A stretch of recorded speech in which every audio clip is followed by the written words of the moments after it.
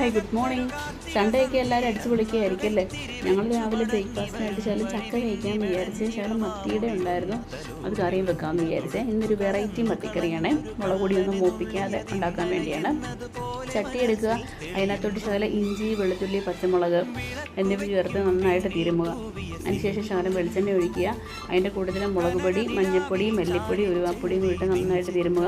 ശകലം കൈവെള്ളമായിട്ട് ചിലൊരു തുള്ളി വെള്ളം ഒഴിക്കാം, അല്ലെന്നുണ്ടെങ്കിൽ വെളിച്ചെണ്ണയാണെങ്കിൽ ഒഴിക്കാം. നന്നായിട്ട് തിരുമുക. അതിനുശേഷം ശകലം കൂടെ തിളപ്പിച്ച വെള്ളവും ഒഴിക്കുക. അതിനുശേഷം മത്തി അത് തിളച്ച് വരുമ്പോഴത്തേനും മത്തി ഇട്ട് കൊടുക്കാം. ഒരു കാര്യം മറന്നുപോയി, പുളിവെള്ളം ഒഴിക്കണം കേട്ടോ. പുളി കുതിരാൻ വേണ്ടി ഇടണം നേരത്തെ തന്നെ. പുളിവെള്ളം അതിൻ്റെ കൂട്ടത്തിൽ കുടംപുളിയും കൂടി ഇടുക. ആ വെള്ളം തിളച്ച് വരുമ്പോഴത്തേനും മത്തി ഇട്ട് കൊടുക്കുക. മത്തി ഇട്ട് കൊടുത്തിട്ട് ഒരു 5-10 മിനിറ്റ് മതിയായിരിക്കും അത് വേകാൻ വേണ്ടി. ആ സമയം കൊണ്ട് നമുക്ക് തേങ്ങയുടെ അരപ്പും കൂടി ഇട്ട് ചക്ക വേവിച്ച് നമുക്ക് എടുക്കാവുന്നതാണ്. അങ്ങനെ ഞങ്ങൾ സൺഡേ ആയിക്കൊണ്ട് നല്ല സൂപ്പർ ചക്ക വേവിച്ചതും മത്തിക്കറിയും കൂട്ടി രാവിലത്തെ ബ്രേക്ക്ഫാസ്റ്റ് അങ്ങ് കഴിച്ചു. ഇനി ഉച്ചക്കത്തേക്കുള്ളത് നോക്കണം. അപ്പോൾ അത്രയേ ഉള്ളൂ ഇന്നത്തെ വീഡിയോ എല്ലാവർക്കും ഇഷ്ടമായിട്ടുണ്ടെങ്കിൽ ലൈക്ക് ചെയ്യുക, ഷെയർ ചെയ്യുക, കമൻറ്റ് ചെയ്യുക. നാളെ അപ്പോൾ പുതിയൊരു വീഡിയോ ആയിട്ട് കാണാം. അപ്പോൾ tata bye bye, okay, see U.